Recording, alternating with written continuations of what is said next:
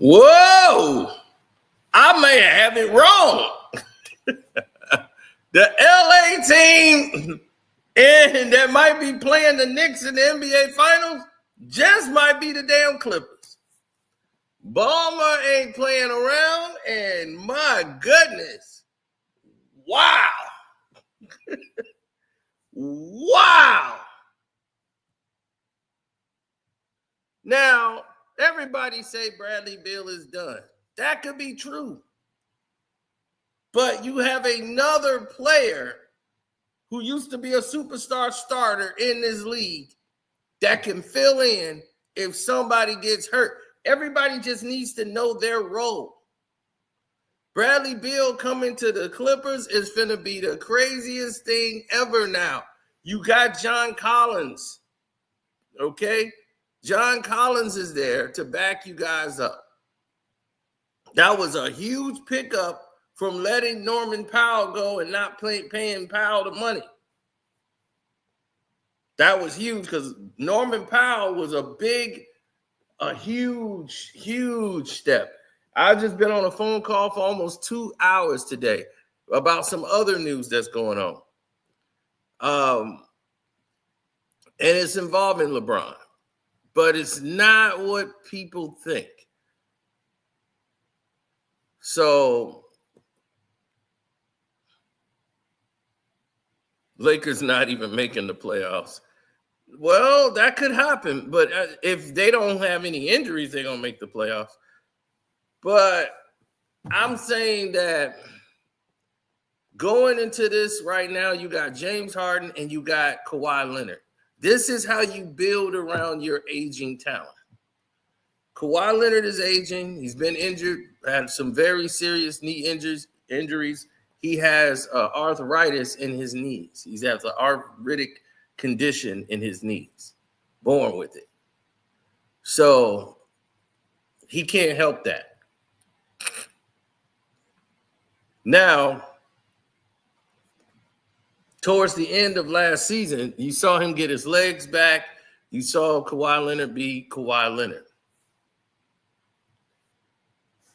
Now, going into this season here, where he wasn't injured at all last year when he came back and played, you're going into this new season, you're going to have an entirely different squad. You got James Harden, who's not the James Harden of Houston. People keep thinking he's the James that go out there and slam dunk off a cross and put up 35, 10, and 10. That's not this James Harden anymore. That James is gone. He done screwed his legs away. He done banged everything from Ellis Island all the way. Hey, James, then if you tell James winning an NBA championship is the greatest thing for him, that's not on James' mind at all. James just want to get paid to play basketball so he can go out there and get some chicks. That's it.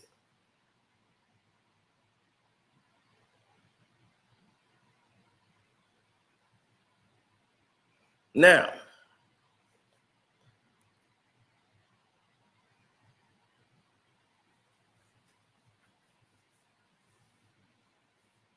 look at Kawhi.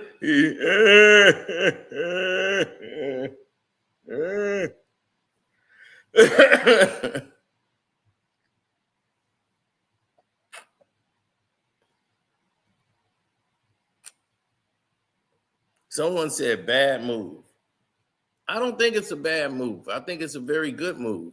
And the reason I think it's a good move is because now it's what the Clippers have prided themselves on in the last few years. What has been the staple of the Clippers of how they were successfully winning games? What was the foundation of how they were winning games? Matter of fact, any championship team, what has been their foundation? You can go back any bounce all the way down the line. The foundation has been a bench. You're not going to win if you don't have a bench that can score. This is why the Knicks didn't win. They have nothing on their bench. You're getting no productivity from your bench. You're not winning. This is what the Clippers' biggest weapon was. They've always found players on their bench, from where it was Terrence Mann coming in. You had players coming up and providing things. Norman Powell was on the bench. He came up big. You had guys on the bench that would step up in key moments. They would keep the team afloat.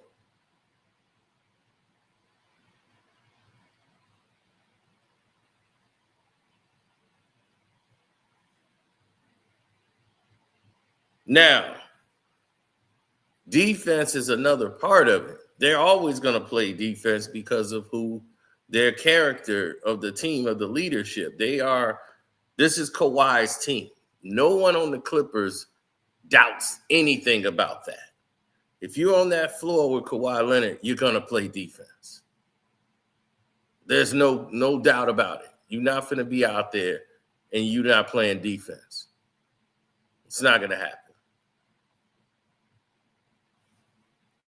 Now, he might be quiet and all of that to the media, but to his team, they know.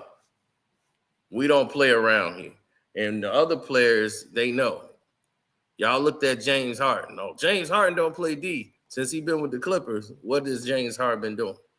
Playing defense.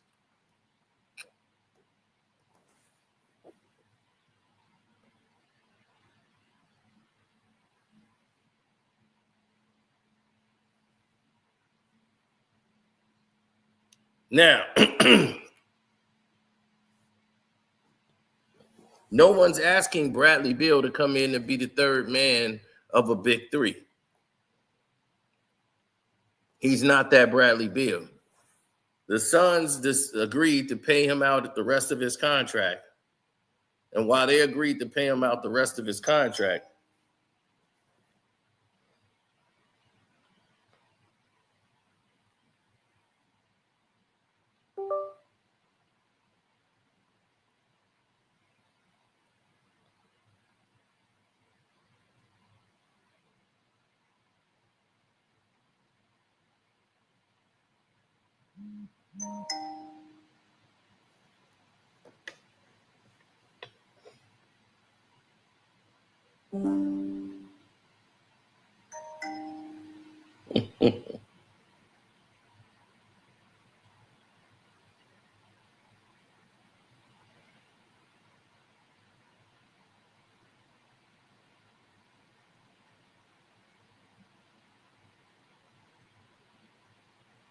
I'm sorry, my nephew. Looking at him.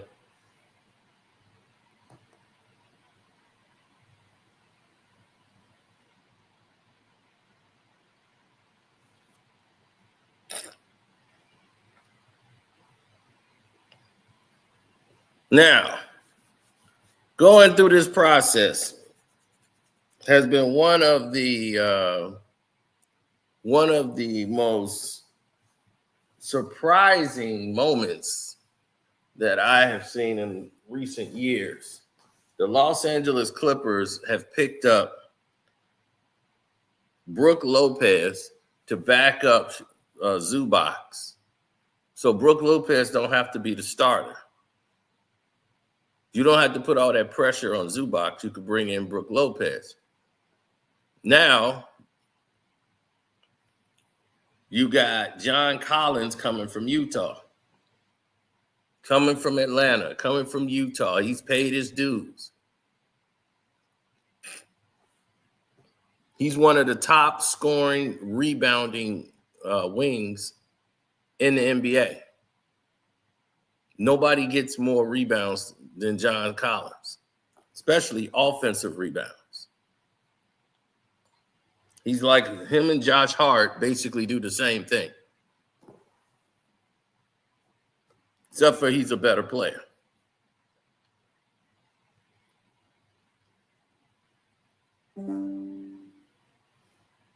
Now, what has been a known problem on the team?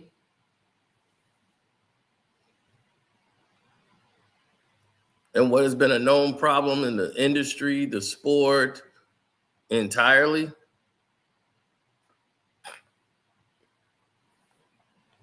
For John Collins and the Clippers is injuries. Kawhi would go down, the team would go down. James Harden would go down. Powell would go down. Somebody on this team would go down, and then the team would have to next man up, and the team would suffer because of it. This looks entirely different. If Kawhi goes down, you have Bradley Beal that could come in and play the position. You have a team and a lineup that is crazy right now.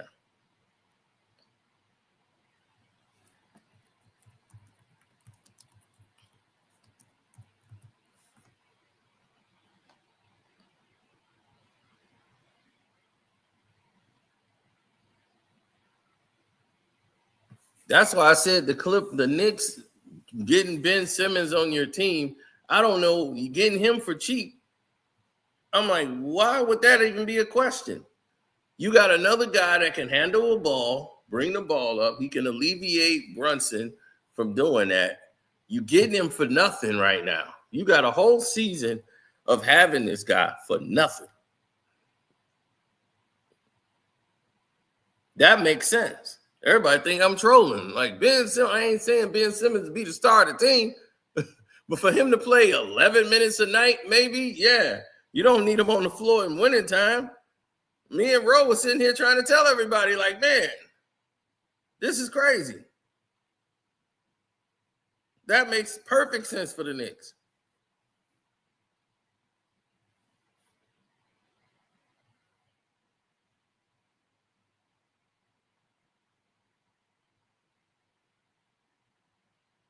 You don't need Chris Paul on the Clippers. You really don't. I think he would clash with Kawhi.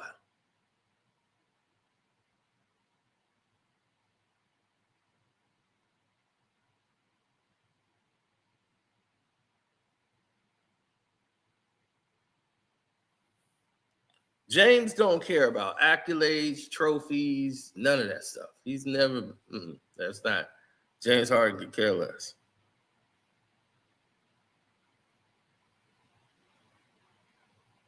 The Clippers have always been better than the Lakers.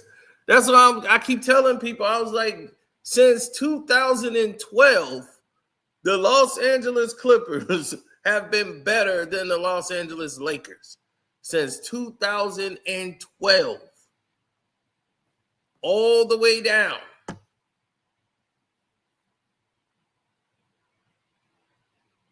Did you forget Lob City? They was whooping the Lakers every week. Every time they played, the Clippers would just not perform well in the playoffs. But they was definitely took LA. They was whooping on them. The Lakers just got the championship legacy. Once the Clippers get that, done. It's done. They already got the stadium. They got the owner. That's why the Lakers were doomed. Ballmer is sucking up all that revenue. That stadium, oh, they're going to come perform there. People are booking to come there. You look how many seats they got in there. That stadium is modified, $1 billion stadium. Then you go to the Staples Center. You go. It don't even feel the same. It don't even feel the same. So they've already been losing money this whole summer to Ballmer. Ballmer got all the events going into that Clippers stadium. That thing's making money year round.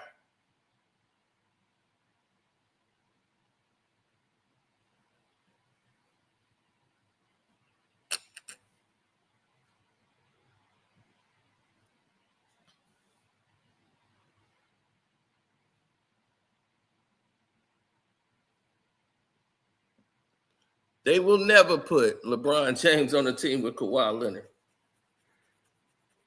Oh, my goodness. But that's funny that y'all would think that. But that's hilarious.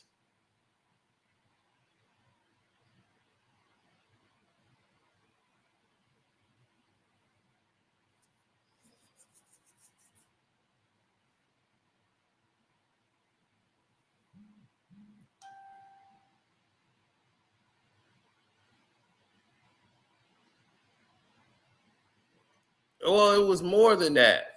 They weren't in shape. The Clippers were completely not the same. None of these teams were the same. They weren't around each other, and they were all in isolation.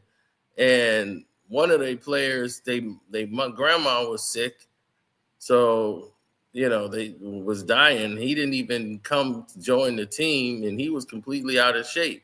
Montrezl Harrell, he was completely out of shape. Wasn't playing any basketball. His grandmother, I would think, died of COVID or something, and he had to go to that and then come back to join the team when they started the playoffs. So he missed the 2 weeks conditioning and everything. And it's just like, you're not going to get conditioned in 2 weeks. But the Lakers were the team already playing. It was a setup.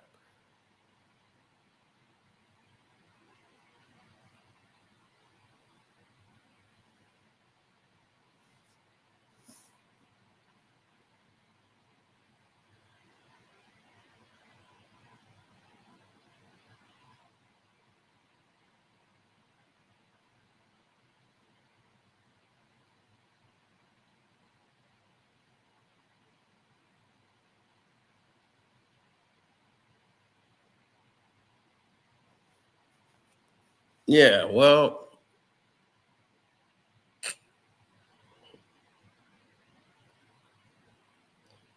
the Clippers fumble more than LeBron. They just had a lot of bad luck. They never had a chance. Like the time that they were finna go to the NBA Finals, Kawhi tears his MCL.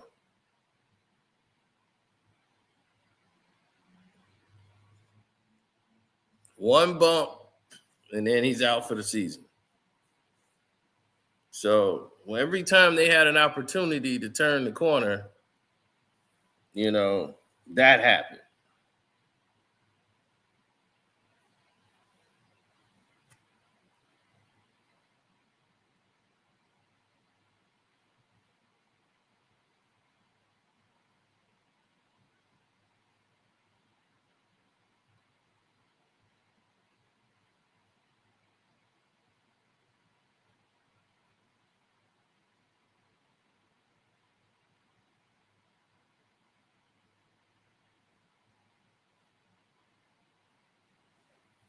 I'm just glad they got rid of all of the Morrises, got them up out of there.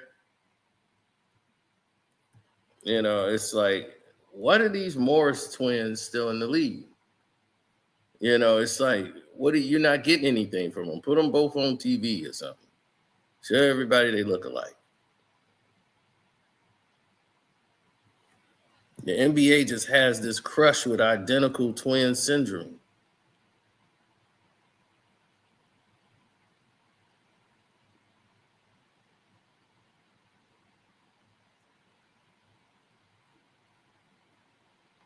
Yeah, they need it. They need that identical twin syndrome, man.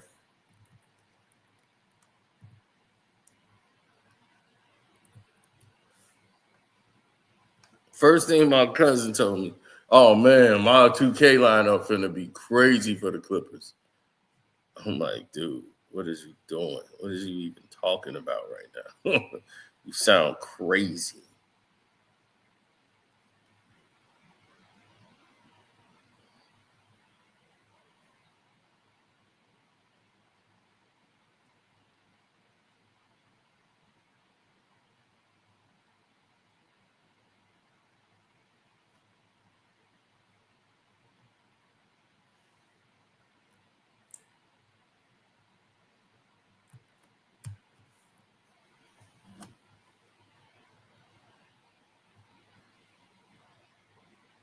Yeah, it's a major situation that's transpiring. If you look at the professional teams that have played this game and you looked at how they built their legacy, how they decided to incline and move and get to the next level and keep pushing the envelope forward, you start to see that this thing is a lot bigger than what you probably have imagined for the Clippers. You know, you get Bradley Beal for next to nothing. Yeah, he's a 3-time All-Star.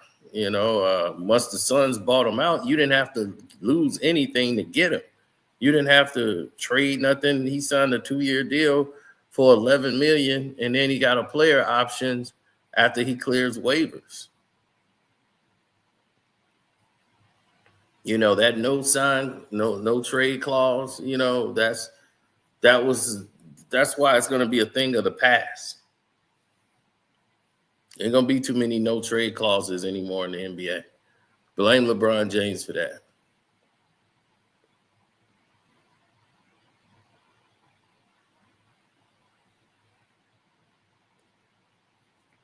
Right.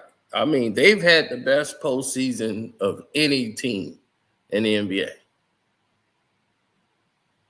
But this is what building around your aging talent looks like.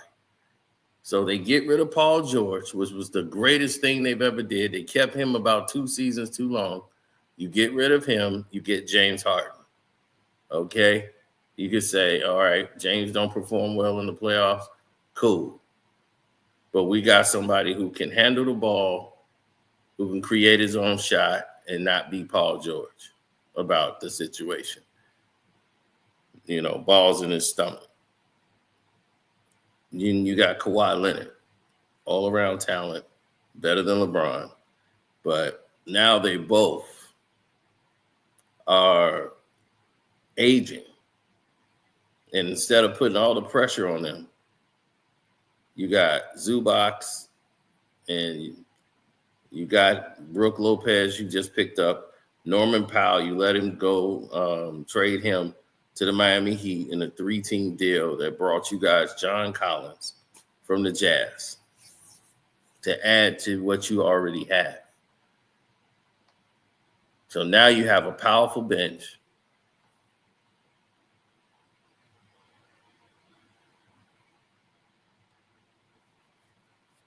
And a powerful starting 5.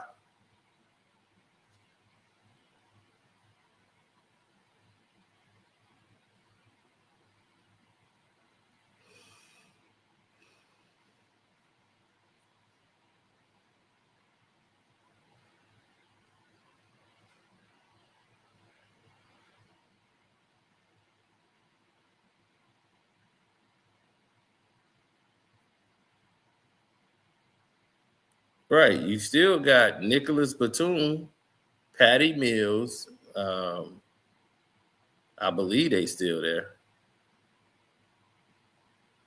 I think they still got Cam Christie. But Chris Dunn was your defensive guy. You had Derrick Jones Jr. on the team. But Chris Dunn, you know, that guy defensively was a guy that's, you know, accepting the challenge coming off the bench. He was the greatest defender they had coming off that bench.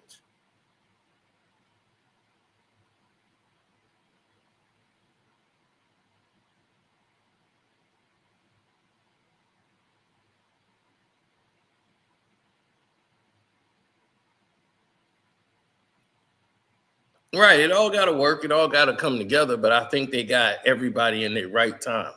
Like Bradley Beal knows this is his last years in the NBA. He knows no more $30, $40 million contracts coming your way. You're on the veteran minimum. You know, this is it for you. You know, so those big paydays you got, you know, that's what it is. Russ, you know, it's what it is with Russ.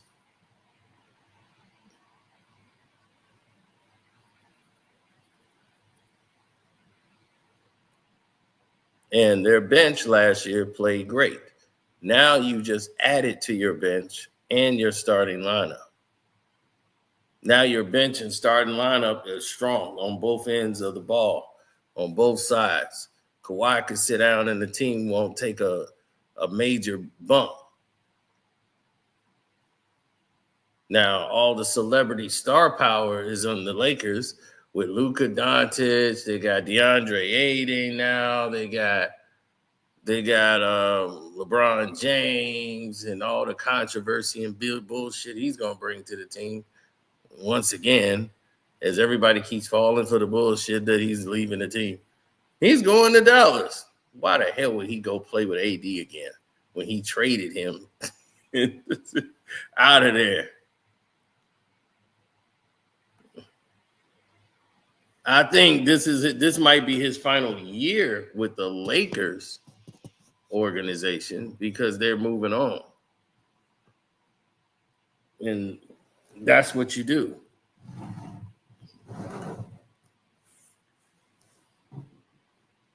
Now, next season, if he wants to go somewhere, by all means, go do what you want to do.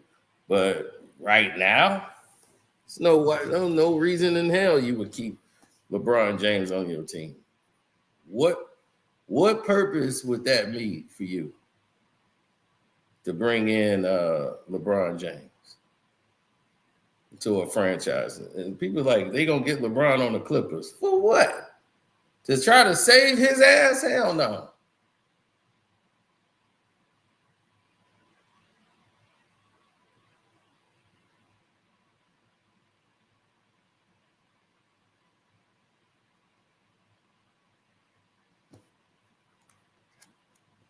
If the Clippers make the NBA Finals and they play, let's say, Clippers, Lakers going at it to vie for the championship, can this Clipper team beat OKC? Absolutely.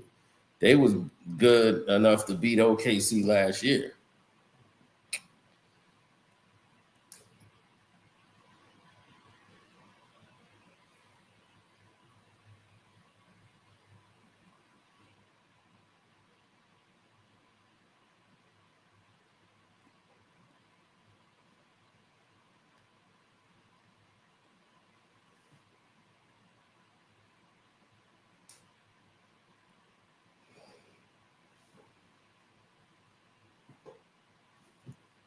I think the biggest misconception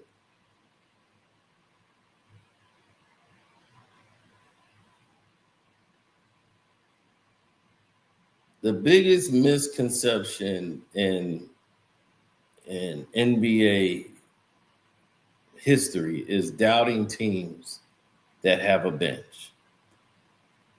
Teams with benches is what brings in championships. When you won 73 games, the Golden State Warriors, they had a massive bench, the bench mob, with Barbosa coming off of that bench and leading the second unit, with David West and all those guys. That bench got them to 73 wins.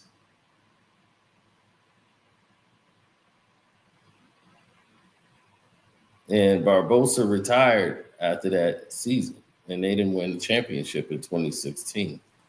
It was fixed for LeBron to get him the championship in Cleveland. But when you're on a mission to get to an NBA championship, you need a lot of good fortune. You need a lot of things to go your way that don't usually go your way in those situations.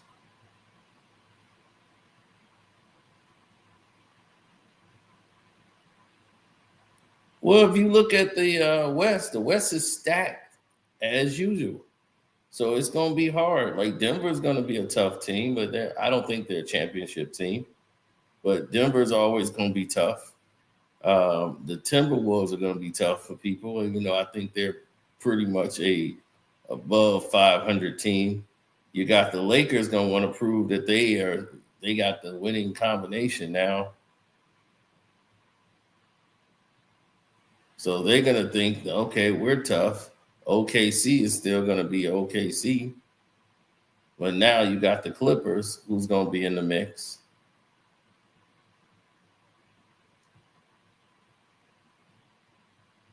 drama, drama, drama.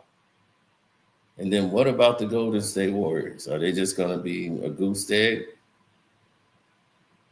It's like, well, everybody play their system now. Okay.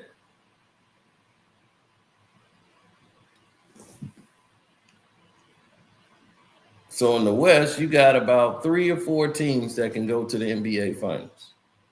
Where in the East, you got Cleveland Cavaliers, the Knicks, the Pistons, Boston by a thread, Indiana's done. So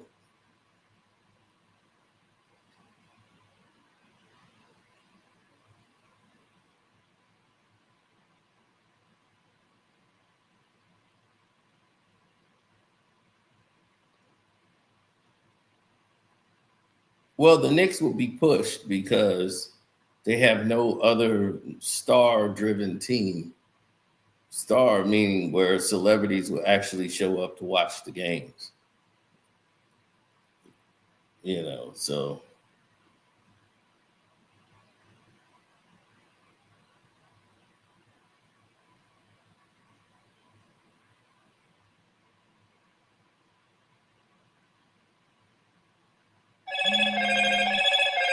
Hello, Moto. Hello? Hello?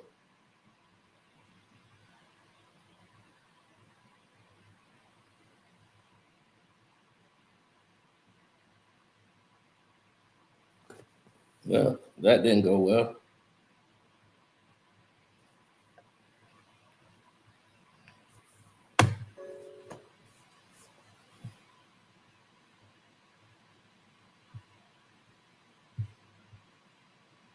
Oh, yeah. If y'all want to come up, yeah, I'll drop the link. Y'all want to come up for a little bit?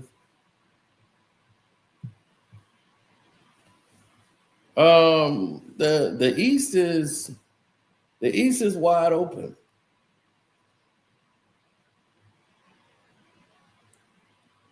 No, I feel that a lot of teams are moving in that direction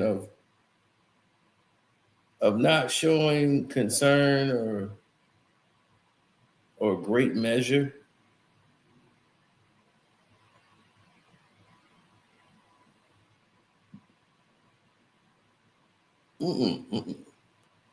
I keep telling you, the NBA is not what fans think. The fans think every season we're trying to see how we're going to get to the playoff and win an NBA championship. That's not the goal of every team in the NBA. That's not the goal of every team in the NBA. You know what the goals for NBA teams are? You think the Washington Wizards' goal is let's get to the playoffs this year to see if we can win an NBA championship from week 1? Hell no, it ain't. What up, Cena? Right. They're you know what their goal is? We got to win more than 30 games. For sure. That's how they measure going into the next season. They keep the margin of reality in reach. Like other players on the team be, oh yeah, we definitely do 30 games. They keep the little wins small. They was like, man, we get enough people, we get at least to put together a streak. I remember one team, they just didn't want to go, on long losing streaks. It's like, we got to keep these streaks at like maybe 2 or 3. We can't go on 7-game losing streak. We're going to start losing, fans at home games. We can't keep going with these. This is Charlotte.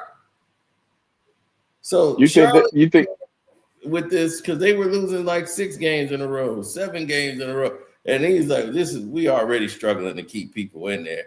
They had a meeting with Jordan, the whole board staff, all these guys is in there. And they was like, man, we can't keep losing people like this. And he's like, this is bad. We can't do this.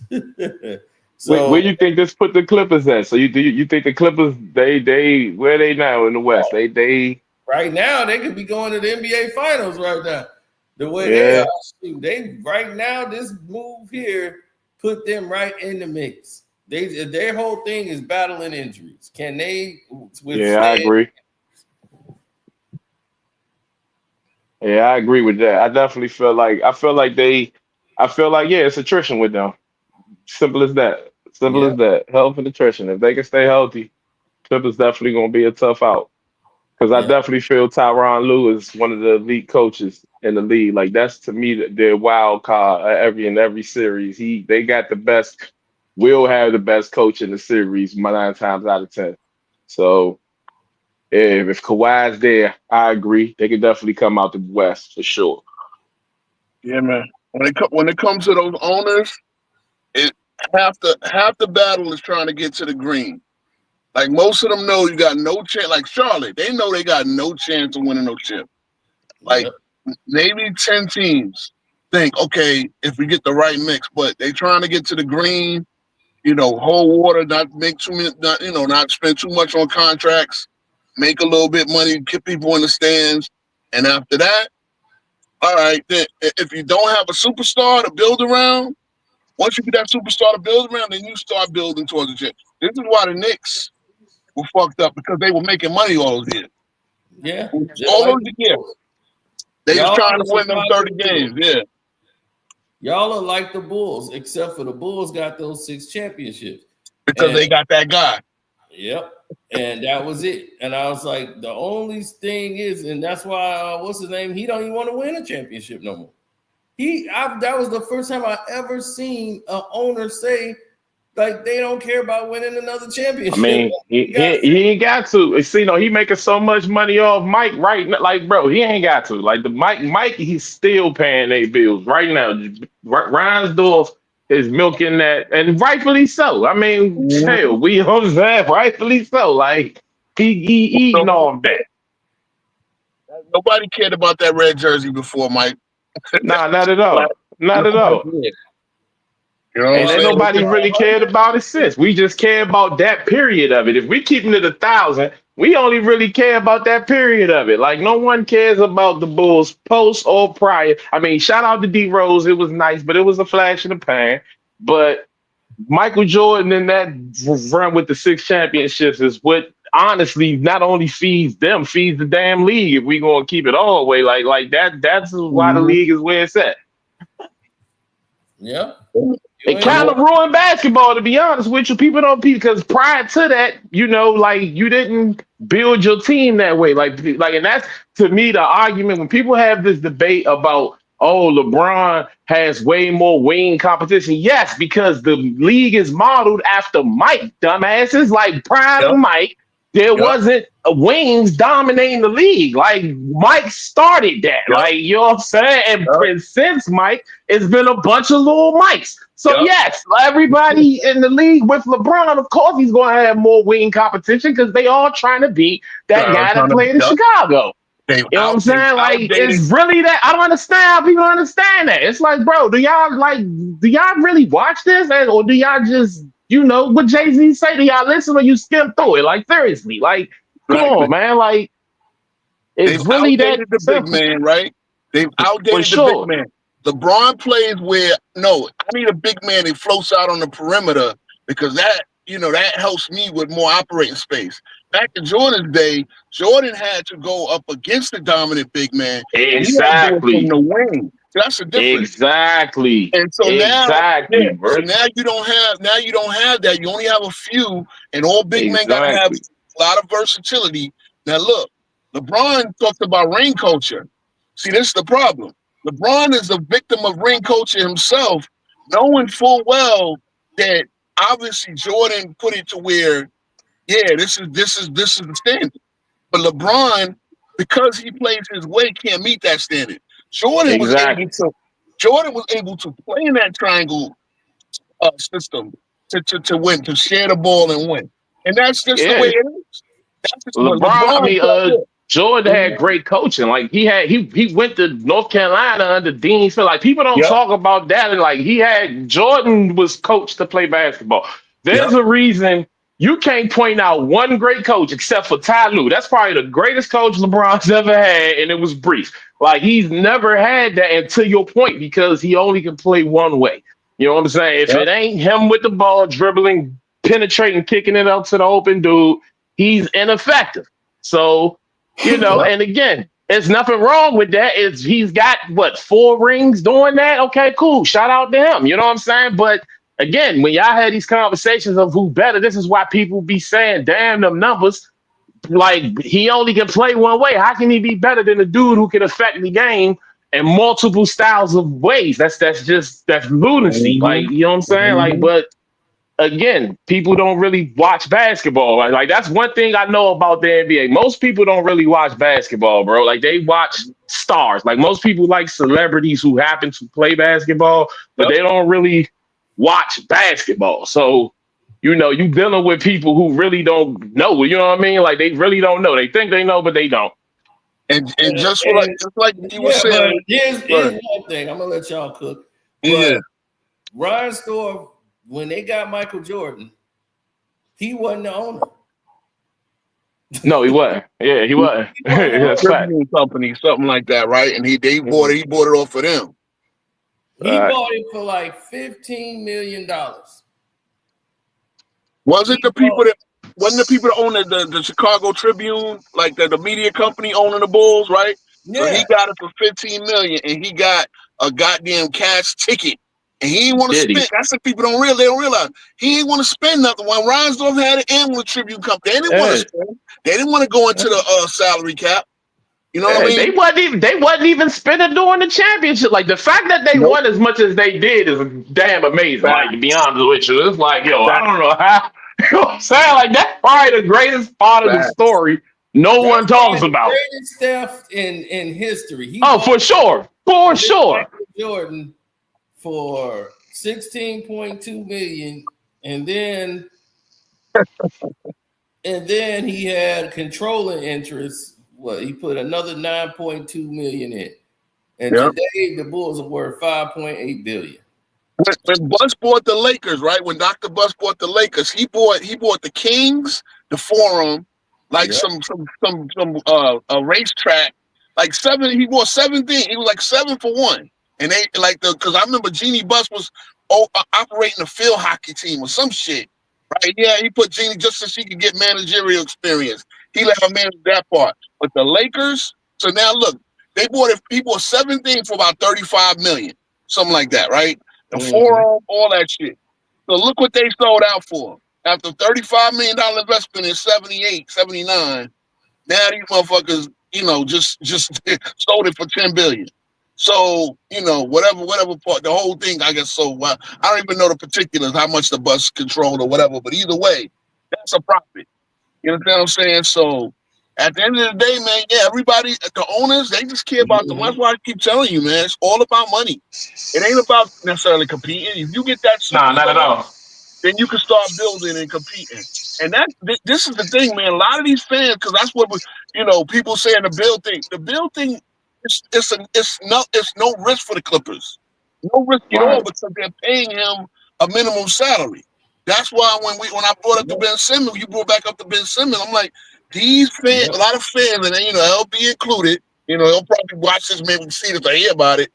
But y'all get too emotional about teams. It ain't about whether you like Ben Simmons. Obviously, if Ben Simmons was going to be a starting small forward, then now I'm tripping. But if he's going to be like the last guy that you sign off the roster, it's no risk. You got to think of what your team really needs to get through 82 games. That's why when you say Beal, okay, Beal be injury prone himself, but what you hoping for is him and Kawhi and Harden don't be injured at the same time. So if Beal can step in and play that 30 minutes, give you a throwback 20-point game, you got a chance of winning some of them games. You got to get through the 82 game season and then hope enough of your guys are healthy for the playoff run, and that's the way it is. Because one thing, they're not going to reduce this. They're not going to reduce the schedule, because that revenue these motherfuckers making 70. See, they want to reduce. They complain about the schedule. They might keep add signing more $75 million deals. Where do you think the $75 million is coming from, dummies? No, for sure. They can't, and that's why LeBron is like, man, we can just trim these. We got to trim the minutes down. I don't know. But this the thing though about that. that Ben Simmons point in particular with the Knicks, this is my thing, bro. Like I get the point, but when you get to the playoffs, bro, I don't see how he's playable, bro. Like because at that point, like yeah, you definitely can't play him when you play Josh Hart. That's just at that point, like that's not gonna happen. And I know it's only 8 to 10 minutes, but y'all know y'all watch enough basketball. Them 8 to 10 minutes, if those are negative minutes, y'all that can lose you games. You know what I'm saying? So like I don't think that is again like in today's league, bro. You can't have that many people that can't shoot. But hell, he don't even want Josh Hart. At least he will shoot it. This dude don't even want to shoot the damn ball. So like to me that I don't know, bro. Like again, I get it from the defensive and the size aspect of it. Paul's like he's a big guy, you know what I'm saying? But if you when you actually start scheming in the playoffs, he's a liability at that point because y'all already know how the other team is going to force him to end up with the ball in his hand when he's on the floor. So he has to do something and shoot the ball, which he doesn't do. Like that's his whole issue. But see, about this. Think about it though. He's there to get you through the spots in 82 games. Now, if you need to stop, right? Look at how these games come in. How many of these games came down to the last few plays of the fourth quarter? Look at the finals. Right. Like, you know what I'm saying? Put it this way: Ben Simmons on the floor against what's his name? Halliburton, and made that goddamn step back with the he double dribbled, but step back and hit that lucky shit. Then he did the same thing in the finals, right? Ben Simmons will hit different on the floor. Ben Simmons is a guy. Just if you play him 1 minute to take Brunson off the floor for defensive purposes, right? You got a competent ball handler and a ball mover. Just for that, he might just in the playoffs. He might just play 1 minute for that last second stop. That's a 6'10" guy that can play power forward on offense and point guard and on defense and point guard on offense at the same damn time.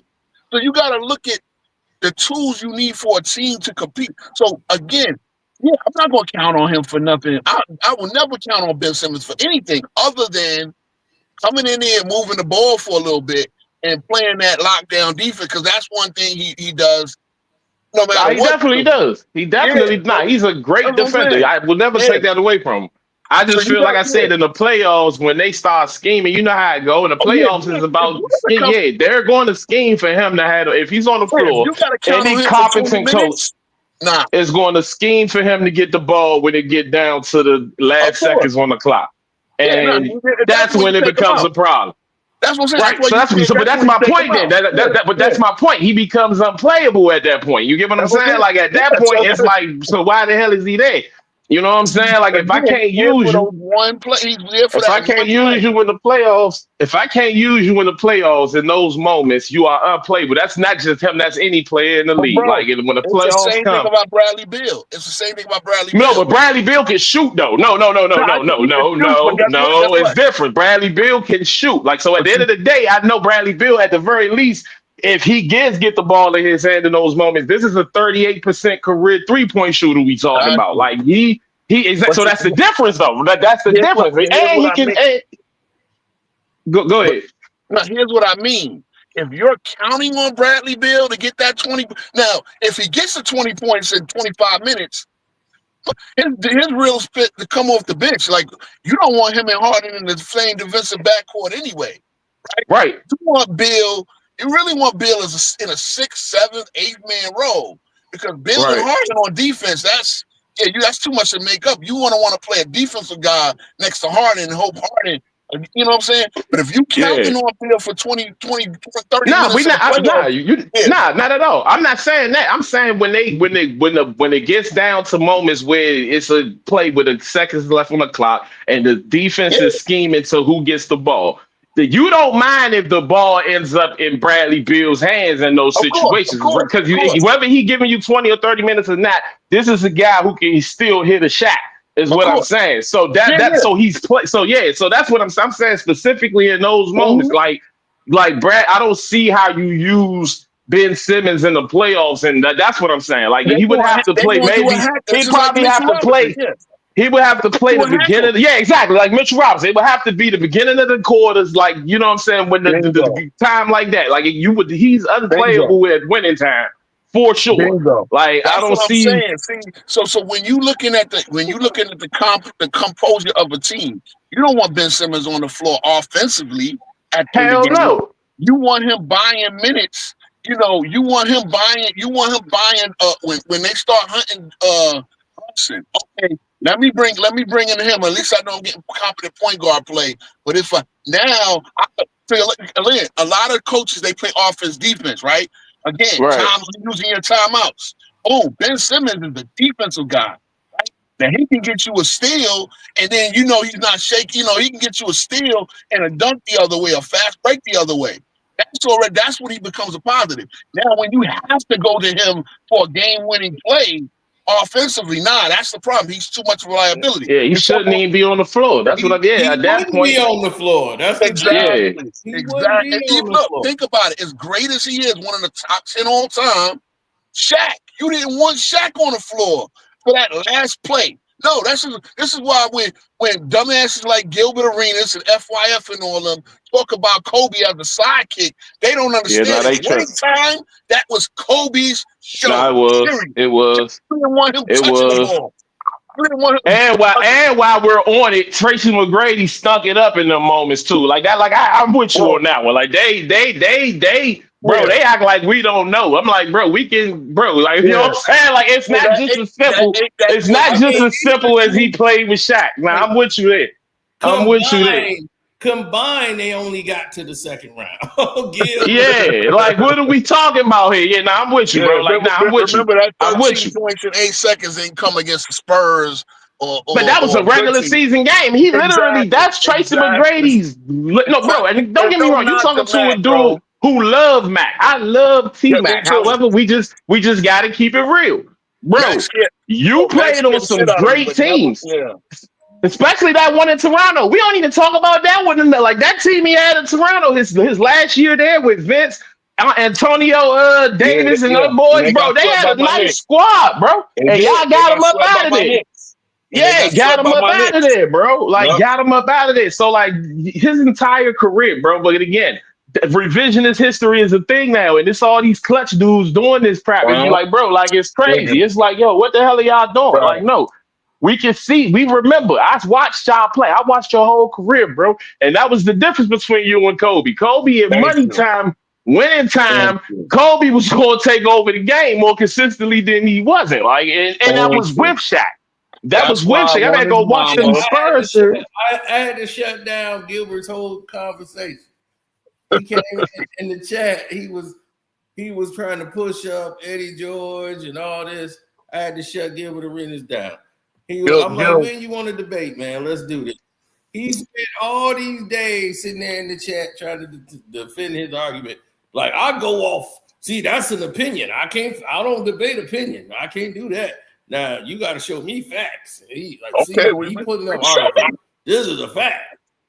So now he's talking about, Eddie Jones was he was the Robin and Shaq was Batman. Man, get the hell out of here, bro.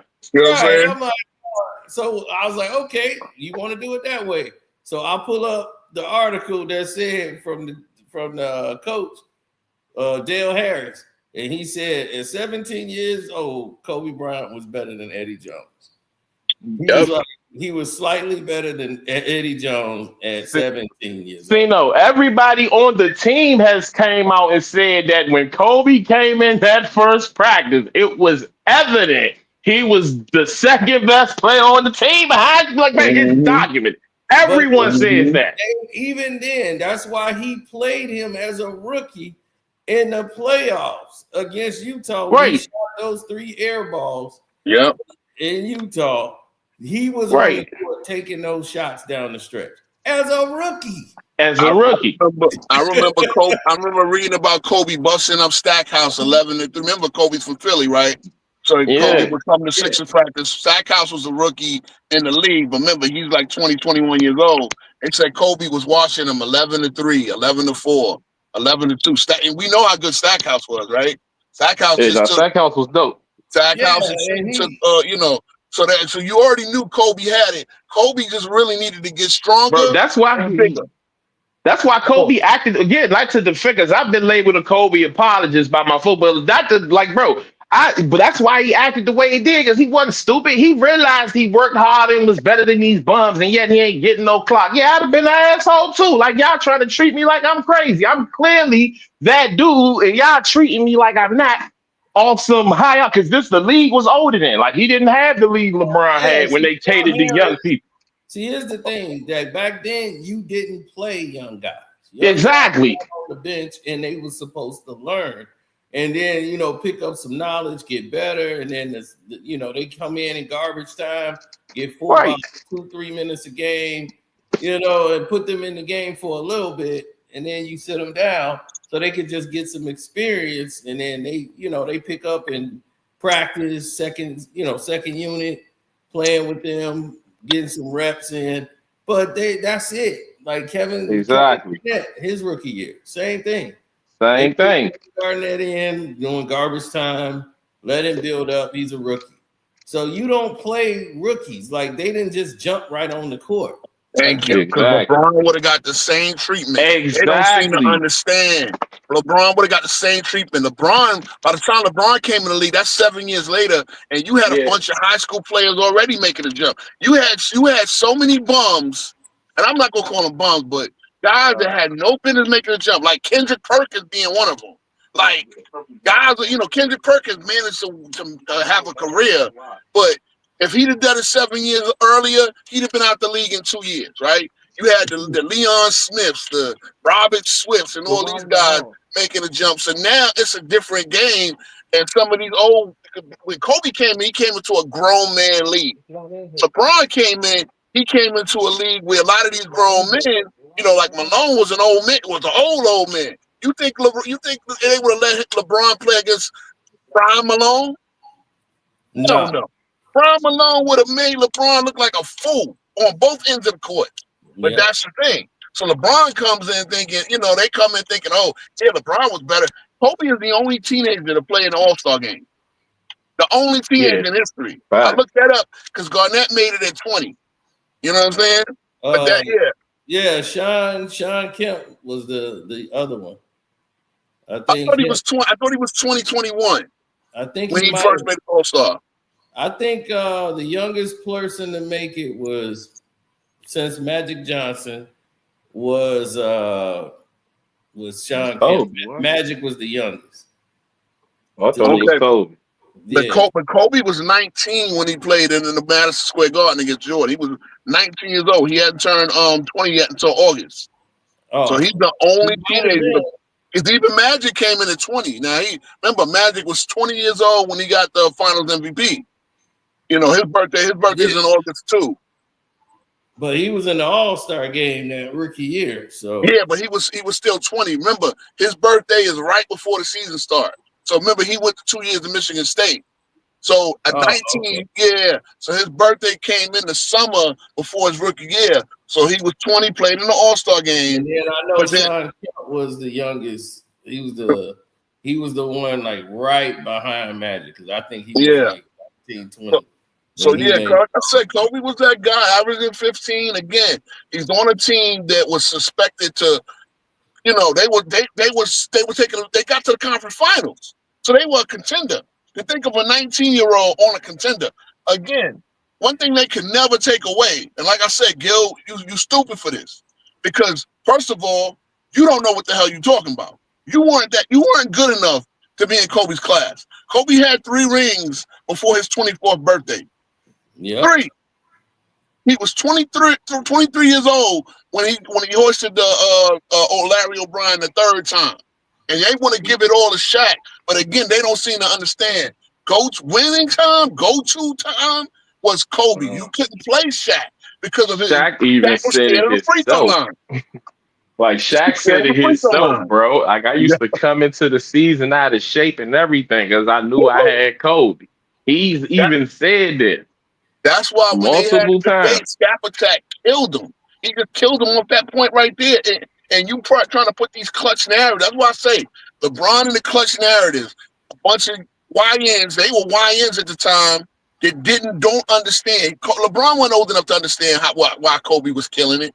You know what I'm saying? And again, we back to Coke that Shaq won the Finals MVP is because look at when they get to for the real championship was the Western Conference Finals all 3 years. The Exactly. Spurs, they played the Spurs 1 year, the Kings. Who they played that first? The Blazers. The Blazers. The Blazers. That was the real finals.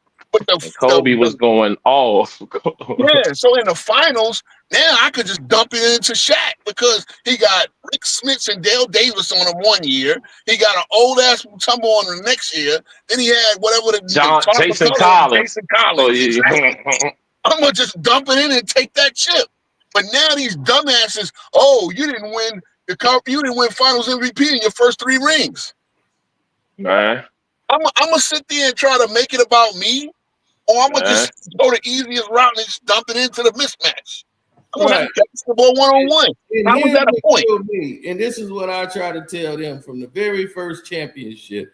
I'm like, they would have lost that series. I was like, do you realize I was like, you got to go before that. People think that Shaq started with the Lakers. Y'all forget he played in Orlando. And I was like, when they got Michael Jordan and the Bulls, and they went to that was in the second round. They had to play the Indiana Pacers. And when they went to play the Indiana Pacers, they had a problem. Rick Smits was cooking Shaq. And they was like, whoa, what's this? You know, they was thinking, oh, okay, we beat the Bulls. And that was the time the Knicks got beat by the Pacers for the first time. Yeah. And when, you know, he missed the damn layup, Pat missed the goddamn layup.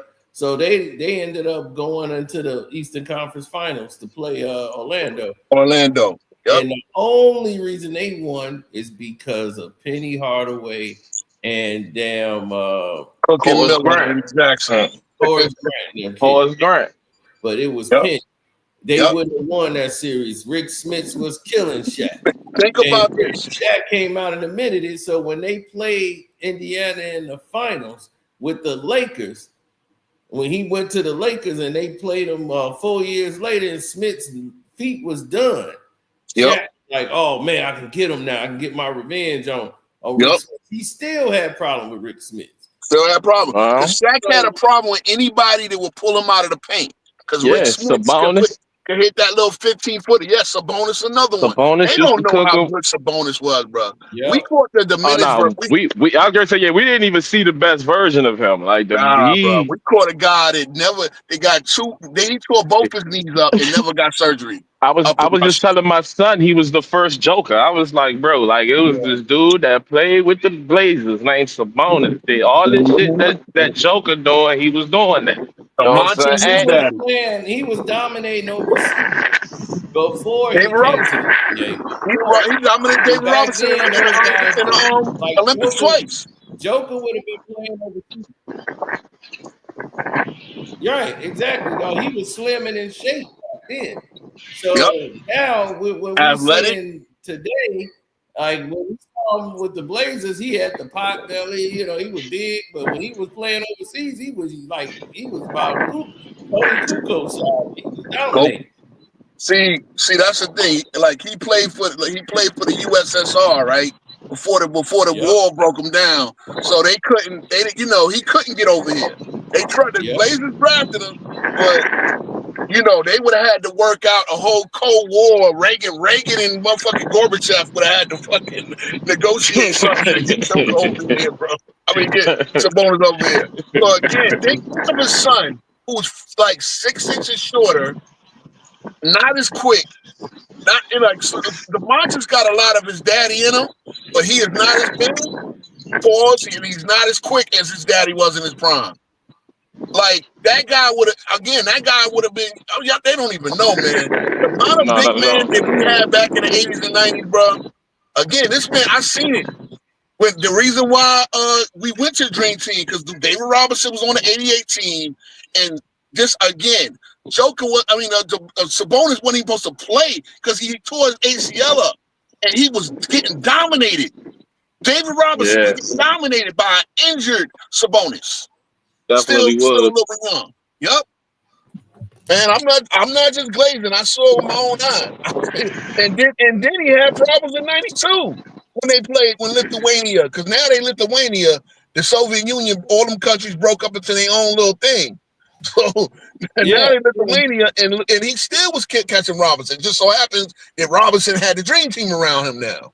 Yeah. Yeah. Oh yeah, That's David it. Robinson. His whole career was like in shambles. He was looked at as a fraud after the Nah, for 88. sure. Yeah, after the '88 Olympics. Oh, he was a fraud. If it wasn't for that dream team, he was done. That man, Yeah, Adam boy. here in '88, man, that was Imagine if they don't draft Tim Duncan, bro, and he don't get them Yeah, 2 rings, bro. The whole amen. narrative on David is different, Yeah, man. Like, that's why Pop traded Rodman, because Rodman was right. Look, Robinson. Now let's not get it twisted. Robinson will cook these bums at center today. who, Dennis? Robinson would destroy You these talking, bums at you talking center. about Dennis? You said Dennis Rodman, right? No, we had Dennis Rodman when at the '94 when they lost. I think they lost Yeah. in 4. They lost the first. I think they lost in the first round in 4 games in '95. No. I'm sorry. They did lose in the first round or something like that '94. But then '95, that's when he got cooked by Hakeem. And Mm-hmm. Robinson and Rodman was saying then, oh yeah, this is why we can't go all the way because David Robinson's too soft.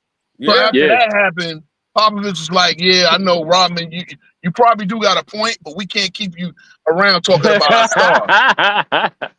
Like, No, it was the fact that Rodman was doing that. Plus, he was just going into his Rod Zeller Yeah. mode. He was dating Yeah. that uh-huh. San He started Antonio down did. his hair, all Yeah, that. they didn't like Yeah, all he that. started dying. They didn't like all that. It's too conservative down there. Yeah, then Nah, man. you got the commissioner who already didn't like the fact he had tattoos. So you They talk were about like, yeah. what the hell tattoo? Rodman had to cover up the tattoos, man. It was crazy. They need corny brothers down. They need Marshall's dressing brothers down Oh there. no, you ain't never lied about that one, bro. Like that's But why they do that's why so well with the. That's Sabonis, why they hey, do look, so well with the foreign players, bro. Because like, yeah, they need a specific type of person to succeed now and then, bro. no, they did Sabonis so dirty against Shaq in Game 6 when they Uh, in Game 7 against the Blazers when they were down 13 in the fourth. They Yeah, fouled Sabonis out. They wouldn't even let that man play on Shaq because that's how man. bad he was embarrassing Shaq. remember, So they, Shaq fouled out of Game 6, and they didn't want Shaq off the floor. yeah, Remember, Shaq fouled out of Game 6, and Kobe yeah, had to take over for them to even get to the Game 7. yeah. Mm-hmm. You know what I'm He saying, man? definitely did. These cats don't remember. Gil was still in high school. People, Gil people was still only, people, a young people nigga when only, that happened. and part of that is the NBA fault though, because they only show you the highlight of Kobe throwing the alley to Shaq at the end of the game, so that's engraved in everybody's mind, like Thank you. Shaq Yeah. took over the game, but in Thank you. actuality, nah, that's Kobe took that all the way over. That Thank whole you. the game 6 and the fourth quarter of game 7. Thank you. And remember, this cat is 21 years old. 21. 21. Yeah, yeah. You know what I'm saying? Oh no, he So was different. He was definitely Yeah. different, man. Like that's when why I they hate the want slander to they put on his oversimplify name, it and man. call him a sidekick, And I and he wasn't bump even a like Kobe fan. Like I couldn't stand Kobe when he was playing. Like but yo. I find myself defending the nigga a lot more than I would like to because Thank goodness you. gracious, it's like, bro, what are we doing? Right, I but here's the can't thing. lie. He I was like such a T-Mac. devastating weapon. He was such a devastating weapon on the court that they went and tried to Bruce Bowen him on purpose. Jalen Rose admitted he did it on purpose.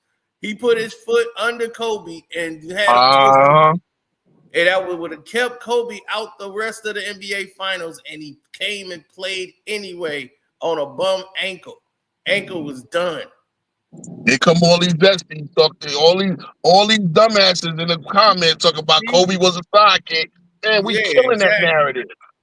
Like they won't click the link and come up here and argue that bullshit. Kobe choked in the NBA fight. Come on, bro. That was one finals. And at that time, you gotta understand the context of that, bro. You had perv ass Karl Malone on the team trying to do things with Vanessa. Him and what's-my-face relationship ran they all like, come on, bro. Like y'all really need to know. Like, come on, bro. Like, damn, bro. Like, come on. Y'all really. They lost to the fact that they won. They weren't a team. Plus, I mean, shout out to your squad scene, though. Like, real life. Like, again, I would never take that away from y'all, but let's be real, man. That was a lot going on over there, man. They couldn't match up with the Pistons. And the reason they couldn't match up with the Pistons because they weren't ready for that. They weren't ready to get hit by a team like that. That team was getting up and down the court. Shaq couldn't do nothing with Big Ben. Yeah. He couldn't do nothing with Big Ben. She was killing them. They had nothing for she. She was going to kill them. Big Ben was too much in that doggone paint. He going to make Shaq run. Shaq got to run up and down with him. He too athletic of a big for Shaq. Shaq takes all much time. They was guarding 94 feet. So what they was doing when the Lakers inbound the ball, they had somebody over there, and it was taking them more than like damn near 8 seconds to get past half court. So by the time they get past half court and they work the ball in to Shaq, he only got 4-5 seconds really to work. So they was like, oh, the Pistons was keeping them and making them burn that 24-second off that clock. They weren't getting good shots. So they was like, this is why Kobe shot so poorly in that finals, and they didn't realize that. I was like, by the time they got the ball to these guys, they had 4 seconds on the clock. For sure.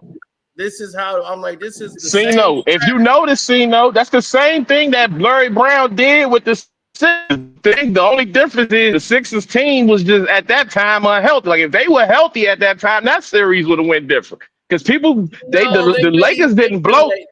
The Lakers didn't blow them out. The Lakers didn't blow them out. Like all them games were close. Like, you know what I mean? Like the Lakers wasn't whooping them every game. Like them games was close. You know what I mean? It was just at that time.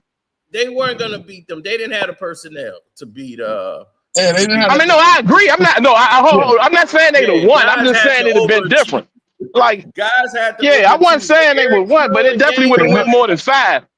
See, remember the Pistons had a Sheed, the Pistons had a Rip, had a Chauncey.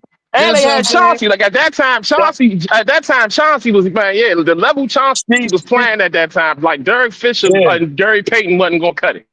Like that wasn't raised them a whole different level. Yeah. And remember, who got exposed in 04 more than anybody? Phil Jackson. That's where you knew he was Mr. Psychology, not Mr. X and O. Because Phil Jackson got his lunch took by Brown. Yeah, exactly. We always knew Brown was a better coach. Nah, Phil the most overrated out of all of the greatest coaches ever. He's the one I've been telling people this forever. Phil Jackson has hit. He has hit. Respected. Phil Jackson supervisor. The other coaches. Yes. That's why he didn't. He wasn't no coach of the dream team ever.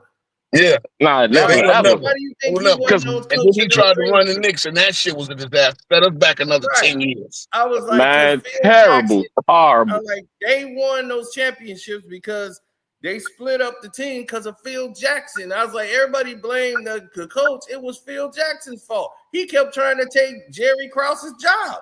So I'm like, dude, you want to be Jerry Krause? What you think Jerry Krause gonna think? Jerry Krause gonna be like, man, you up out of here. I don't care if we win the championship or not.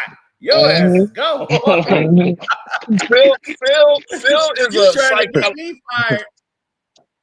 a psychologist. Phil is a psychologist. Phil is a hippie, bro. Phil the first Dennis Rodman. He's one of the first Dennis Rodman, bro. That's why him and Dennis got along so damn well. Exactly. He can manage them egos. That's all he is. I give him a great supervisor. Great supervisor, know how to manipulator. He know how to cater to his audience. He's a pothead. Bingo. He manipulated his goddamn first wife with his kids and everything, trying to make it look like, hey, I'm the family man. He started letting all that Zen master shit go to his head. He didn't even wear suits. This dude was a damn hippie, couldn't dress, worth the damn hair all wild and shit. Soon as he started winning, he started cutting his hair up, got a style, and then looking like a professor. Then they give him credit. They give him credit for something Tex Winter created too. That's the part that really irritates me. Like Tex Winter is right there. Yes. I hate. But he was able to finesse Jordan and Pippen into that offense that nobody knew nothing about, and you know what I'm saying. He was able to finesse them. I mean, But the Jordan for real, because Phil, triangle offense did you not know, win no Scotty wasn't a fan. championships. The offense is designed for a center. I was like, the offense is designed for a center. It's not Yeah. Yeah. designed to go out to a guard. That's why I ran. That's why I ran better in LA. That's why in Yep. LA we got to see the true version of it because Yep. it ran through a center, like he's Yeah, and they saying. taught the triangle, but they ran other plays. Like it's many a different variations into that set of running the triangle offense. Look at all these clutch cats. Yeah, right, exactly. So the triangle wasn't really winning the games. And I was like, when it came down to it, like it was like, all right, we did the triangle thing. Now it's Jordan time. Now it's time to just go that Exactly. one-on-one. Exactly. Right, it's Mike time. Get out Exactly. the way. Exactly. Same reason, same thing with Kobe. But see, again, I will tell you the genius of it. It made it to where the bums like not Kukoc, but Paxson, and let's keep it real, they were bums. Yeah. If they wouldn't start on no other team. These guys that would, Stacey King, Cliff Leverson. It made them, and it got them enough touches of the rock to where they were, you could count on them for a bucket if need be, if they got all loaded up on Jordan. You could count on these guys. It kept it. See, in basketball, right? If you're not touching the rock enough, you're gonna freeze out of the game. So those role players are not gonna get their rebounds. Like, right? Same thing. This is why LeBron has an issue. He holds the ball so much. He gives you the ball when he wants. Then when they loaded up on him, he got no go-to move. He got, like Kwame said, he got no bag. Then they load up on him. He has to pass the ball. You passing the guys that ain't really touched the ball a proper amount. That's all the triangle offense really, really did. It ain't no system that you can really build off of. You understand what I'm saying? So it made it to where, okay, these guys are not ice cold because Jordan's taking all the shots. Again, Jordan wound up taking all the shots because guess what? He's the only one that can really get his shot. The rest of these guys have to play off of Jordan and Scotty's. And again, next thing that Phil did, he made Scotty believe that he was as important as Jordan. You understand what I'm saying? Phil was a pop psychologist. That's all he is. You know what I mean? Yeah, but here's the thing: when Scotty started to play more in like 1990, that's when he got his first All-Star game. He got it with Phil. Phil was getting Scotty more shots. Yep. Mm-hmm. In '89, Scotty was playing the same way. He was starting to come into his own, but Doug wasn't building up his confidence because he knew he's like, there's limitations to Scotty. We tried to get Scotty to pick it up. Thank you. He doubts himself, and he won't just shoot the ball. Thank It you. was like Ben Simmons. So that's why I was like, Scottie Pippen was Ben Simmons. They was hoping, he'll turn into a Scottie Pippen one day and just wake up and get it. But he needs Phil Jackson. Phil can get to him. I'm like, Phil ain't gonna get to him. Have you noticed? The thing is with him, with Scotty, was the fact that they were winning because Mike was there. When Mike left, everybody remember that 94 when they lost to the Knicks and all of that. The next year, they sucked. They were a 500 team. Horace Grant was gone, and it was all up to Scotty, and Scotty couldn't handle that pressure. But not, and that's why he put up the Jordan, the famous, come on, point to the Jordan at the bottom of his sneakers, come back. Because I can't do this. They was about to trade Scottie Pippen. They got blown out by the Spurs. He started slinging chairs on the court. Yeah, they was like, we got to get rid of Scottie Pippen. And I'm like, what happened? For all the people that talk about Scotty should be top 19, top 15, bruh, do you realize he never made one? He played how many seasons without Phil? He never made one All-Star without Phil Jackson. Not one. Wait a minute. Jordan won a ring without Phil Jackson, fair, and Scotty, fair. But Scotty didn't make an All-Star. Well, I know they didn't have the All-Star game, but he wouldn't have made it anyway, because look at his numbers. They went to Houston, right? So the lockout short season. And then them niggas got him, Akeem, and Barkley got knocked out in the first round. Yeah, so they won one game in the first round. One game. And Scotty would have made the All-Star team. Scotty would have been voted, and Scotty wouldn't have got the coaches because his numbers was trash. And mind you, Barkley and a lot of want to say, hey, this is your team. You the 6-time championship, you carry us. You got the big contract. You getting paid $30 million a year. That's what he's like, dude. You getting paid 30-something million this year, dog. What's the problem? You Scottie Pippen. Yeah, Barkley was in his fat mode, but again, both of them got. But they say, look, you got the big contract, you got the 6 championships. We're old, you're a little bit younger, you got your back surgery. Let's bring it. What does Scottie do? Come on now.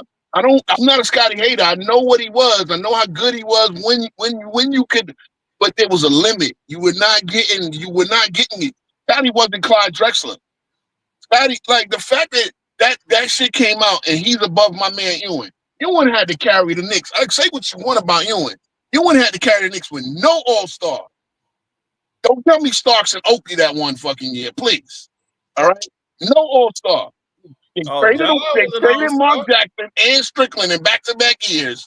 Ewing never had that guy. You know what I'm saying? Ewing should never be on behind Scottie on any list because when they play head-to-head... hell no. He ain't behind no damn Scottie. But Bleacher Report got him 40 and they got Scottie in the 20s. Come on now. I ain't even looked at that list. I haven't even looked at the list. Yeah, same thing.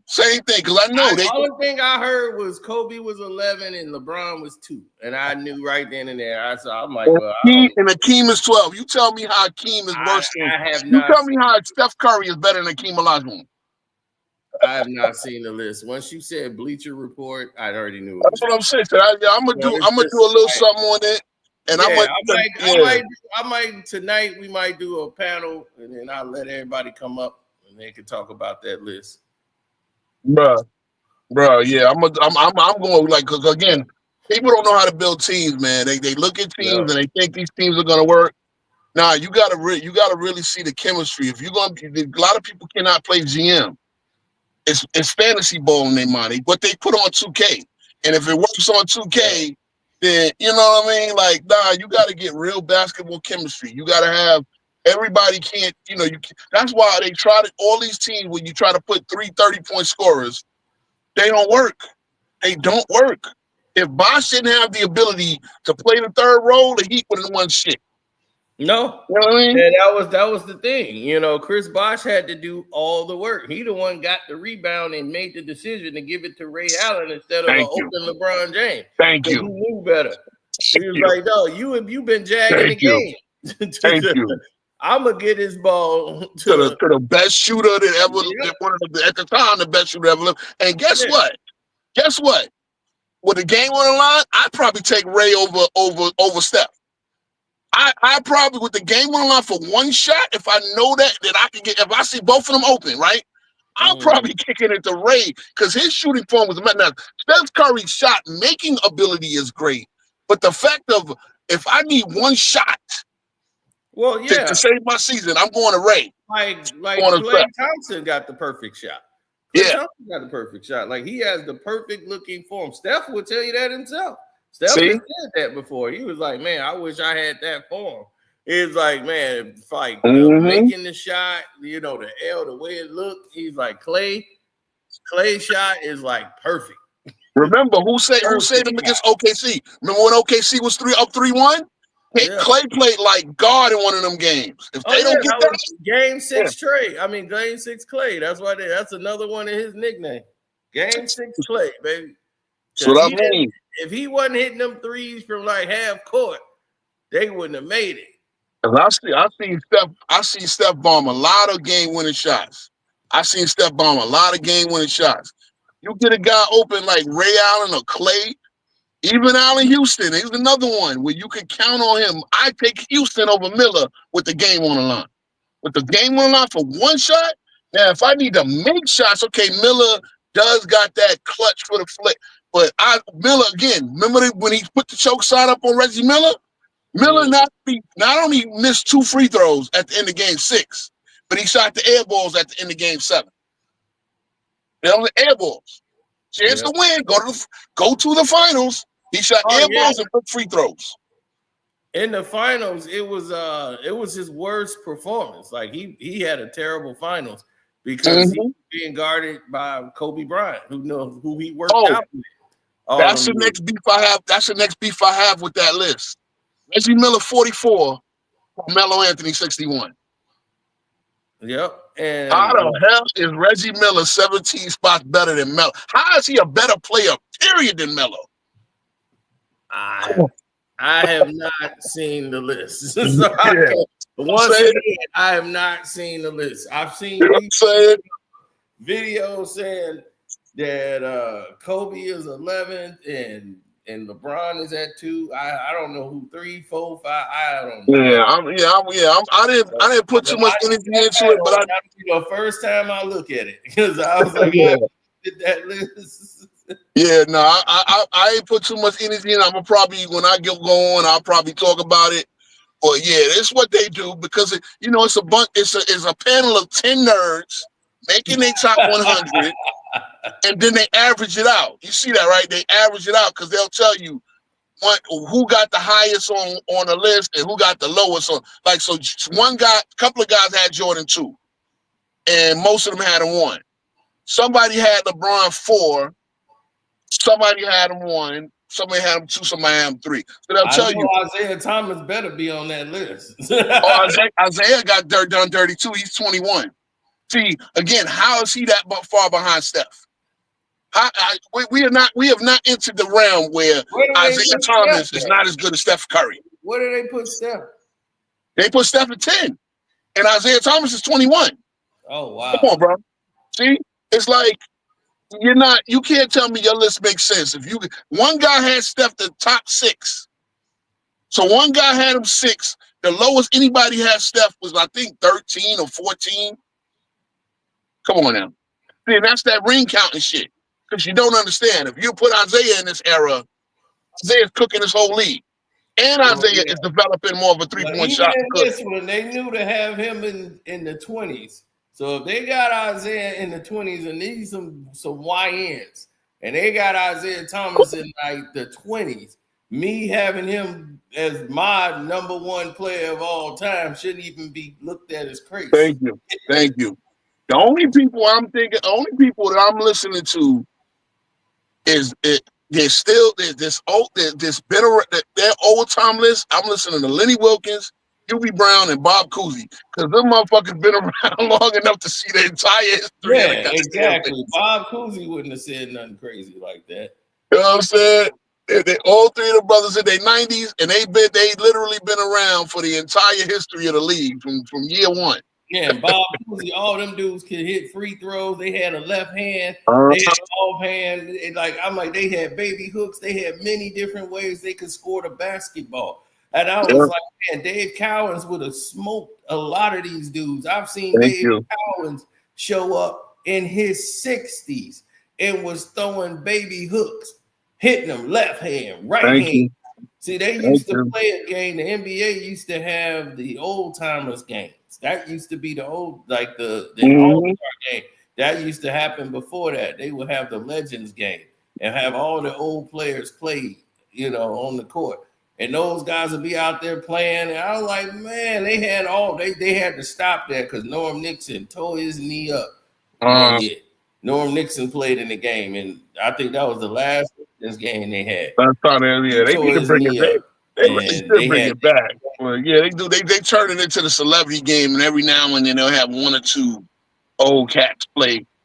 Like Tim Hardaway will come out there with the celebrity. But they don't want to do that because that was the first time their insurance kicked in, and they had to play it. And these veterans, they was like, no, y'all paying all these dudes this kind of money, y'all paying us this little money to play in this game. Why don't you get them to do it? Go pay them $1 million players to do it. Facts. So that's when they came out with the rookie games. After that, and then now they also have the pension and all that, doing right by the brothers. Right. So we gonna go with that, but Bob Cousy, man, dude could shoot free throws like crazy, but not miss. He's like Steph Curry on the free throw line. He's 90% free throw shooter. And when he was in the movie, remember the movie Blue Chips? Blue Chips, yeah, I remember that. Yeah, remember this scene where he's shooting them free throws? Yeah, I remember. Yep, perfect. That's all 1 take. He won't miss. They was like, dude, you don't miss. He having a whole conversation, hitting free throws. Bob Cousy did not miss free throws. That's not what he did. Yeah, for fact. Now, if you missed free throws, you was running laps back then. See, they took things very seriously. Like that Mm-hmm. could cost a game. So everybody on the team was shooting free throws. They was like, "Yup, you missed running laps." Right. Right. Well said, man. They got to get these things set straight. There's too many people that don't know what the hell they talking about, and because he played in the league. Like I said, Gilbert is a.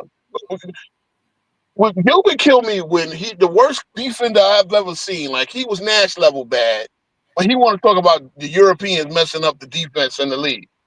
Gilbert, you were Steve Nash on defense, bro. Steve Yeah, Nash. Gil would tell you himself that was somebody else's job to do. My job was to put the points. And then he wonders why he has no rings. Why he mad? I remember I saw that segment where he was getting on Nick Young because Nick Young the only one on the panel with a ring, right? Yeah, they always get to make And that. Nick Young was trying to explain to him, it's like, yo, when my scoring was over, I could at least do this and that. I could be on the Warriors. The Warriors use me a lot in practice. They use me in practice. Like Gilbert, once his knee blew out, Gilbert was worthless because he was never a point guard. He was never any real type of point guard. He was just a shooter. Look at Gilbert's numbers, bro. That dude never shot higher than 42%. Well, that's the thing with Gil is that Gil was towards the end of his career. His confidence was like gone. Like he didn't want to be there no more. He didn't understand. He was thought the NBA is fun. I got it. Washington. I can do whatever I want. Mm-hmm. The way I want, and they could have won championships, but they didn't have the. Gil don't have a mindset. Don't have a mindset. He has. And once they drafted John Wall, they had no need for him. Remember, they drafted John Wall 2010. That was it. They didn't need Gil no more. Oh yeah, I mean that was the replacement. That's what I told him. I was like, they was through with you. They Ernie didn't put up too much with you, Gil, and he just needed to grow up. He always blamed somebody. Everybody's picking on him. Mm-hmm. And he was just a damn goofball clown who never grew up. But shout out to him for getting that platform together. It is a good platform, but a lot of things he think he's an expert on. He's not. I mean, the show is absolutely terrible. I can't even like him bringing Nick Young on there. That saved it, gave it some energy, different energy than because him and Nick they know each other. They know each other, so they could play off. Washington, yeah, and you got somebody who's serious on there, and Kenyon Martin. Like Brandon Jennings, why is he there? I'm like, why BJ don't need to be on that show? You know why Brandon Jennings there? Because he was that guy in high school. He was he was that guy in high school. But the thing is, the only reason he there now is because he was bringing his client base. He got Steph Curry to do the show. Okay. Steph Curry was there because BJ, he's in his camps. Like him and Steph Curry, they were super tight because in high school, he was the man, at Oak Hill. So now all of a sudden, and out here when he runs his camps, he go gets Brandon Jennings to help teach the kids and stuff. So that's when they went to the camp and interviewed Steph. Okay. And he said he the best point guard of all time. Steph said he felt he better than Magic Johnson and all this stuff. It was crazy. That take is so horrible, man. Like it was a horrible take because he don't even run point. I'm like, you don't run the point guard position. You are undersized two guard. That's what it is. They turn the position into that. It's a different position now. So for y'all guys to say that, no. Because y'all not even really point guards. Like I keep saying, there ain't but 4 or 5 real point guards in the league. And Chris Paul probably is one of them. And he's the last. Chris Paul is the last true point guard. There was no other true point guard in the league after him. That whole position has been modified to you got to score 30. Yep. And Gil was one of the first ones that benefited from that. Because, again, the guys that came right before him, Steph, Aaron Davis, all these cats, they was nice. They had the scoring ability too, but they had to be point guards. They had to set up offenses. Gil ain't never really had to set up no offense. He played point guard and had a gun to shoot. and he would get enough shots to go get 30 points and 29 points and the 63 that he brags on or whatever, the 61 he shot on Kobe. Come on. And it wasn't even on Kobe. Gil was a scorer. He knew how to go, and he had a great, fast first step. Yep. You know, he had a quick first step, and that's what I possessed. And a great pull-up. Yeah, and a great pull-up. First step. My first step is real quick. And so I would get the advantage, but I wouldn't try to drive all the way to the hole. I would stop, pull up for jump shot. I'm like, I'm 5'11". I know what my limits are. Now I can score any different way I can. I can shoot off the glass. I have different variations of scoring. I'm like, over here, I practice all my bank shots off the glass. Sideways, bank shot, bank shot. Mm-hmm. So I'm like, I do them on both sides of the glass. So if I'm in certain positions, I can still score. There's never going to be a position on that court I can't score. If it's need to make a shot here, this is what I need to work on. This is what it's tough for me to make a shot here. I'm not going to shoot from the top of the key. I already know I can make this shot. I already know shooting at the top of the key ain't my problem. Shooting anywhere here, wherever I think I have a problem at, that's why I need to be shooting. I need to be shooting thousands of shots here. I got to make sure if I get one to go in, what did I do right to make that go in? And I need to do that every time over here till I get it right. And then you got to adjust. And that's the one time Kobe's like, man, I missed that shot. I forgot to adjust when Matrix come over. And he's like, that was the one shot I missed in that playoffs. That same series when they went up 3-1 and they were finna put him out, and he missed that shot over the Matrix for the win. And he was like, man, he said, I forgot to make the adjustment when Matrix came over to adjust my shot. Because Sean Marion came over to help. And but think about it. Think about it. Guys that they love to put up, LeBron and them. Shaq is never going to be in a game-winning situation ever. You're not going to go to Shaq in a game-winning situation. Oh, no. So let's say, you're going to have him to dominate 3.5 quarters. The first 40 minutes of the game, the last 8 minutes, it's the Kobe show, if anything, right? But guy like LeBron, again, no bag. What are you going? He's lucky that he can get to the basket because you can't really defend these guys. He got a halo around him. That's on most of his clutch shots. LeBron ain't got no real move on no real defense and the last play of the game. That's why he passes so much because they cut off what he want to do, and then he gotta, he gotta get. Remember the Celtics when he took the 5 steps? And then got a little tap on the arm from Jason Tatum, and he threw that damn tantrum at the end of it, and they didn't call a foul. Yeah, that's all he got. They're not gonna call that foul on anybody. They're not gonna call that foul on anybody. But you took 5 steps before he tapped your arm.